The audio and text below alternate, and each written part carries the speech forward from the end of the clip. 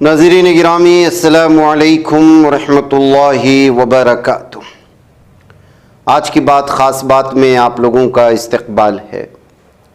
ناظرین گرامی، میں انصار عزیز ندوی اس وقت آپ لوگوں کے سامنے دن بھر سے آئی ہوئی کچھ اہم ترین خبروں کی تفصیلات لے کر حاضر ہوں۔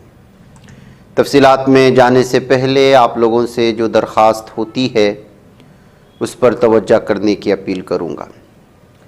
آئیے پہلی خبر کی جانب بڑھتے ہیں۔ کرناٹک ہائی کورٹ نے 3 مسلم نوجوانوں کے خلاف درج FIR کو منسوخ کر دیا ہے، جن پر ایک ہندو مندر میں اسلام کی تعلیمات کو فروغ دینے والے پمفلٹ تقسیم کرنے اور اپنے مذہبی عقائد کی زبانی وضاحت کرنے کا الزام تھا۔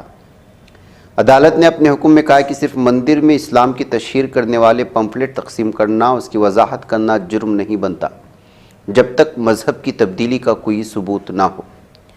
ہندوستان لائف کے مطابق ملزمان پر تعزیرات ہند 2023 کی دفعہ 299/352/2 اور 5/3 اور Karnataka protection of rights on freedom of religion act 2022 کی دفعہ 5 کے تحت فرد جرم عائد کی گئی تھی۔ سماعت کے دوران جسٹس وینکٹیش نائک ٹی کی بینچ نے کہا کہ ملزمان نے مذکورہ بالا قانون کے تحت مذہب تبدیل کرنے کی کوئی کوشش نہیں کی ہے۔ وزیر اعلیٰ کرناٹک نے کہا ہے کہ ذات کے سروے کا بنیادی مقصد ذات پات اور طبقاتی تفریق کو ختم کرنا اور جامع ترقی کو یقینی بنانا ہے، اور وہ چاہتے ہیں کہ یہ ملک کے لیے ایک ماڈل بن جائے۔ کرناٹک میں دراصل 22 ستمبر سے ذات پر مبنی سروے شروع کرنے کی بات چیف منسٹر سدھارمیہ نے کہا ہے۔ آسام کے گولپاڑہ ضلع کے ہسیلا بیلا گاؤں میں مبینہ طور پر غیر قانونی تجاوزات کے خلاف کی گئی بلڈوزر کارروائی پر سپریم کورٹ نے سخت موقف اختیار کرتے ہوئے ریاست کے چیف سیکریٹری کو توہین عدالت کا نوٹس جاری کیا ہے۔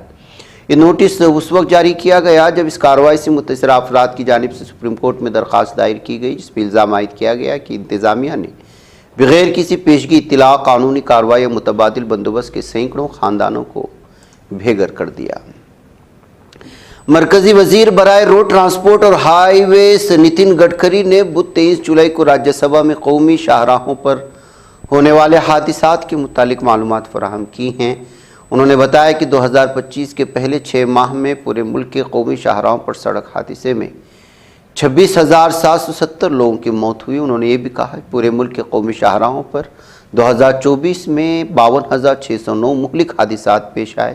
مرکزی وزیر نے پارلیمنٹ کو بتایا کہ national highways authority of India نے ملک کے کچھ مصروف قومی شاہراہوں اور ایکسپریس وے پر ایڈوانس ٹریفک مینجمنٹ سسٹم نصب کیے ہیں۔ ان میں Delhi Meerut expressway, trans Haryana eastern peripheral expressway اور دہلی ممبئی ایکسپریس وے جیسے روٹس شامل ہیں۔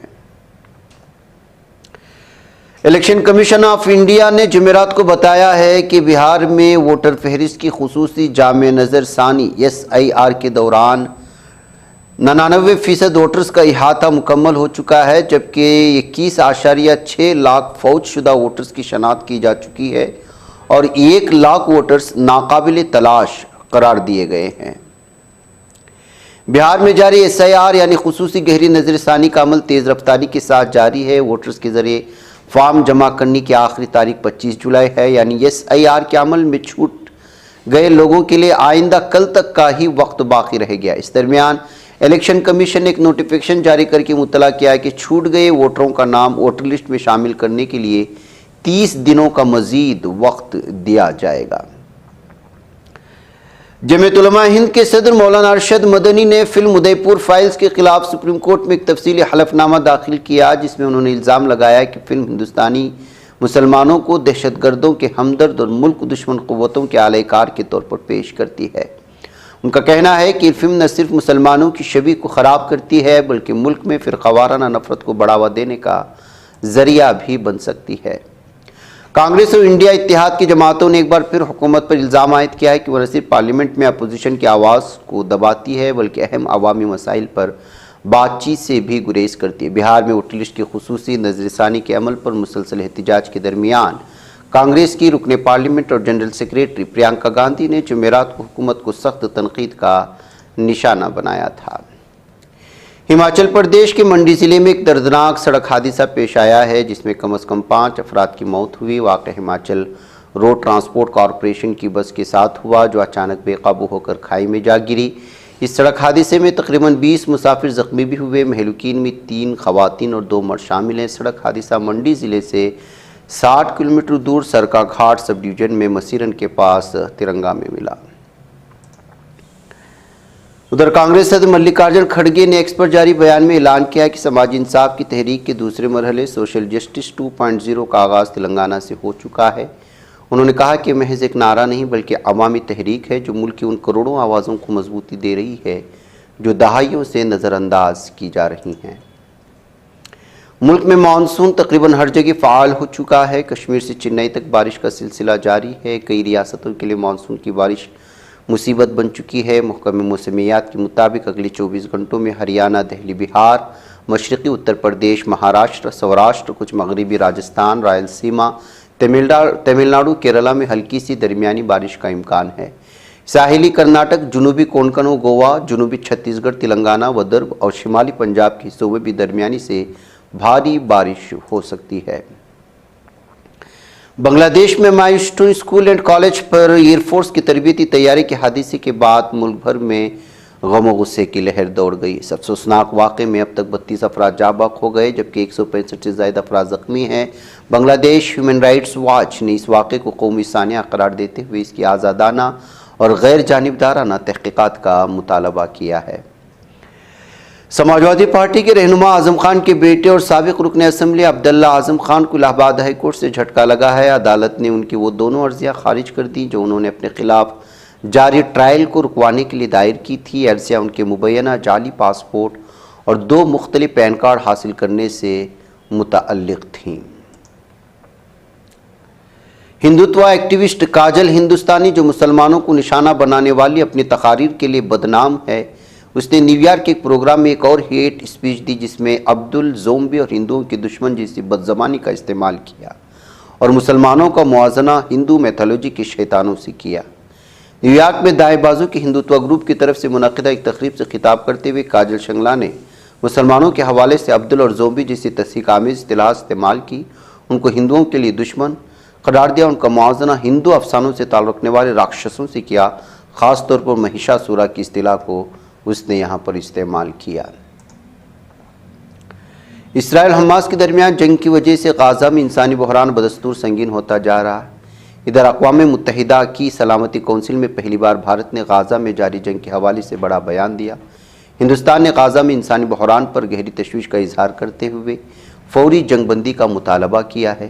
اقوام متحدہ میں بھارت کے مستقل نمائندہ سفیر پارتھنی ہریش نے یہ بیان جاری کیا تھا۔ روس اور یوکرین کے درمیان گزشتہ 3 سال سے جنگ جاری ہے۔ اس درمیان بدھ کو ترکی کے استنبول میں تیسرے دور کی بات چیت ہوئی۔ اس بات چیت میں فی الحال جنگ کا کوئی حل تو نہیں نکل سکا، لیکن اچھی بات یہ رہی کہ دونوں ملک قیدیوں کے تبادلے پر متفق ہو چکے۔ یہ میٹنگ 1 گھنٹے سے بھی کم چلی، جس میں جنگ بندی اور رہنماؤں کی میٹنگ جیسے بڑے معاملوں پر کوئی ٹھوس نتیجہ برآمد نہیں ہو سکا۔ حال کے برسوں میں جنگ کے طویل طریقوں میں بڑی تبدیلی دیکھنے کو ملی ہے۔ طور طریقوں میں پاکستان کے خلاف ہندوستان کے آپریشن سندور سے لے کر روس یوکرین جنگ تک جدید ٹیکنیکوں کا کردار فیصلہ کن بنتا جا رہا ہے۔ خاص طور پر خودکش ڈرون جیسے اسلحوں نے عالمی فوجی حکمت عملی کا رخ ہی بدل دیا۔ ایک وقت تھا جب ڈرون کو نگرانی کے آلات کے طور پر دیکھا جاتا تھا، لیکن اب یہ جنگ کے میدان میں سب سے مہلک ہتھیار کے طور پر استعمال ہونے لگا ہے۔ لیکن اس سمت میں جرمنی نے اب ایک اور قدم آگے بڑھا دیا۔ وہ دنیا کی ایسی فوج کھڑی کرنے جا رہا ہے جسے نہ کسی کا خوف ہوگا اور نہ اسے مرنے کا ڈر۔ دراصل جرمنی کا اسٹارٹ اپ ہیلسنگ اور ARX روبوٹکس ایک جاسوسی کاکروچ کی فوج بنا رہا ہے جو مستقبل کی جنگ میں اہم کردار ادا کرنے والے ہیں۔ ادھر اسلامی تحریک مزاحمت حماس نے جمعرات کے روز مغربی طولکرم کے قریب صہیونی کالونی کفاریونا کے نزدیک بیت لید چوراہے پر ہونے والی جرأت مندانہ کارروائی کو سراہتے ہوئے اسے ایک شاندار اور فدائی حملہ قرار دیا، جس کے نتیجے میں 9 قابض اسرائیلی فوجی زخمی ہوئے ہیں۔ حماس نے اپنے بیان میں کہا کہ کارروائی قابض اسرائیل کی جانب سے فلسطینی قوم کے خلاف جاری جرائم، مقدسات کی بے حرمتی، غزہ میں جاری اجتماعی نسل کشی، قحط پھیلانے کی سازش، مغربی کنارے میں بچوں کے منظم قتل عام کے خلاف قدرتی اور جائز رد عمل ہے۔ قابض اسرائیلی حکومت نے مقبوضہ مغربی کنارے کو صہیونی ریاست میں ضم کرنے کی ایک اور کھلی سازش کے تحت $274.6 ملین کی خطی رقم صرف استعماری مقاصد کے لیے مخصوص کر دی ہے۔ غزہ کی مظلوم سرزمین پر قابض صہیونی درندوں کی خونریز درندی کا سلسلہ جاری ہے۔ فلسطینی وزارت صحت نے اعلان کیا کہ گزشتہ 24 گھنٹوں کے دوران قابض اسرائیل کے حملوں کے نتیجے میں غزہ کی پٹی میں 89 نہتے فلسطین شہید ہو چکے ہیں اور 453 زخمی۔ قابض صہیونی درندے اسرائیل کے بدنام زمانہ عقوبت قانون میں غزہ کے اسیر فلسطینیوں پر ڈھائے جانے والے مظالم کی نئی ہوشربا تفصیلات سامنے آئی ہیں، جنہوں نے انسانیت کو جھنجھوڑ کر رکھ دیا ہے۔ فلسطینی اسیران قلب اور تنظیم آزادی فلسطین کی زیر انتظام قیدیوں کی امور کی نگران ادارے کی جانب سے جمعرات کے روز جاری ایک مشترکہ بیان میں بتایا گیا ہے کہ جولائی کے دوران قانونی ٹیموں نے متعدد جیلوں میں قید اسیران سے ملاقات کی، جن میں صحرائے نقب، اوفر، سد تیمان اور مسکوبیہ جیسے حراستی مراکز شامل ہیں۔ ان اسیران نے جو گواہیاں دی وہ اسرائیلی تشدد، وحشیانہ تفتیش، انسانی سوچ سلوک کی ایسی دل دہلاوا دینے والی داستانیں ہیں جنہیں پڑھ کر کلیجہ منہ کو آتا ہے۔ ان گواہیوں سے ثابت ہوتا ہے کہ قابض اسرائیل نے صرف اسیران کو ان کی بنیادی انسانی حقوق سے محروم رکھا، بلکہ ان پر ناقابل تصور ظلم اٹھائے۔ زبردستی شراب پلائی گئی، کئیوں پر گرم پانی ڈال کر جھلسایا گیا، بعض کو مکمل برہنہ کر کے بہیمانہ تشدد کا نشانہ بنایا گیا، کئی اسیران کو بھوکا پیاسا رکھا گیا اور ان سے مسلسل ملاقات کا حق بھی چھین لیا گیا۔ ناظرین، آج کی بات خاص بات میں اتنا ہی، انشاءاللہ پھر ملاقات ہوگی۔ مجھے اجازت دیں۔ والسلام علیکم ورحمۃ اللہ وبرکاتہ۔